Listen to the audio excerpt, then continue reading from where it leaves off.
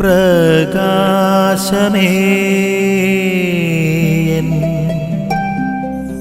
മിഴി തുറക്കുക വേഗം. ഇന്നത്തെ വചനഭാഗം എന്ന് പറയുന്നത് യേശുവിൻ്റെ ഫെയർവെൽ ഡിസ്കോഴ്സിലെ പ്രധാനപ്പെട്ട ഭാഗങ്ങളിൽ ഒന്നാണ്. അതിൽ യേശു പറയുന്നുണ്ട്, ഞാൻ പോകുന്നിടത്തേക്കുള്ള വഴി നിങ്ങൾക്കറിയാം.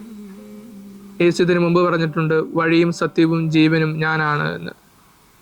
ദൈവത്തിലോട്ടുള്ള വഴി, യേശു പോകുന്നിടത്തേക്കുള്ള വഴി, അത് നിങ്ങൾക്കറിയാമെന്ന് യേശു ഇവിടെ സൂചിപ്പിക്കുന്നത് മറ്റൊന്നുമല്ല, യേശുവിലോട്ട് അല്ലെങ്കിൽ യേശു പോകുന്നിടത്തോട്ട് നടക്കുവാനുള്ള ഏകവും പരിശുദ്ധവുമായിട്ടുള്ള വഴി എന്ന് പറയുന്നത് സഭയാണ്. ഏകവും പരിശുദ്ധവും ശ്ലൈഹികവും സാർവത്രികവുമായിട്ടുള്ള സഭ. നമ്മൾ സഭയിലാണ് എങ്കിൽ തീർച്ചയായിട്ടും യേശു പോകുന്നിടത്തേക്കുള്ള വഴിയിലൂടെയാണ് നാം സഞ്ചരിക്കുന്നത്.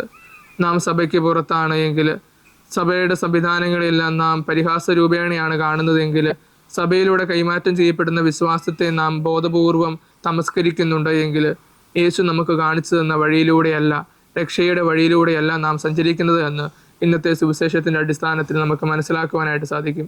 അതുകൊണ്ടാണ് സഭാപിതാവായിട്ടുള്ള സിപ്രിയാൻ പറയുന്നത്, സഭയ്ക്ക് പുറത്ത് രക്ഷയില്ല എന്നുള്ളത്. അതുകൊണ്ട് സഭയോട് ചേർന്ന് നിന്നുകൊണ്ട്, സഭ കാണിച്ചു തരുന്ന വിശ്വാസത്തിൻ്റെ വഴിയിലൂടെ സഞ്ചരിച്ചുകൊണ്ട്, യേശു നമുക്ക് വേണ്ടി ഒരുക്കിയിരിക്കുന്ന സ്ഥലത്തോട്ട് പോകുവാനായിട്ട് നമുക്ക് ശ്രമിക്കാം. ആമീൻ.